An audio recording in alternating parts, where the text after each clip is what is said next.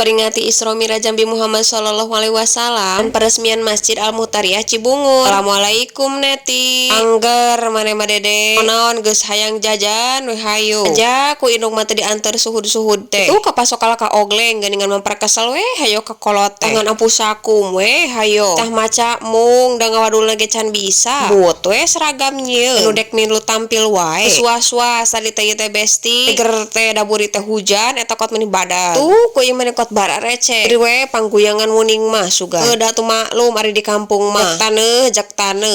Nah ieu geuningan ka kamera geuningan. Tuh atuh da ari indung mah pohara reueusna. Budak karek bisa assalamualaikum dina panggung ge dakot menikot di video eta teh tuluy. Lain kuna naon atuh da ari ngaran-ngaran indung ngabungah budak geus bisa tampil ka hareup teh. Anter heula we geuningan ku itu utamana nama. Tuh da nu rarangem teh nu puguh mah indungna ge aku. Tata geuning pasukan pemuda Cibungur ieu teh. Calon penerus bangsa erek ngarigat ku ieu. Anak Samsul Ma'arif Gusti meuni sagede abah domreng. Sapantar eta teh kabehanana ge ari umur mah. Awak meuni pang abahna Gusti teuing di layar naon eta da awakna meuni kajadian kitu. Latihan ibu cenah maah teu balaleuneur wae barudakna. Keun bae nu penting mah tampil we lah ko eta meuni kot meuni lagreg kitu. Mumpung daek keneh naek kana panggung da geus gede meueusan make teh hamo moal daek we gede ka era.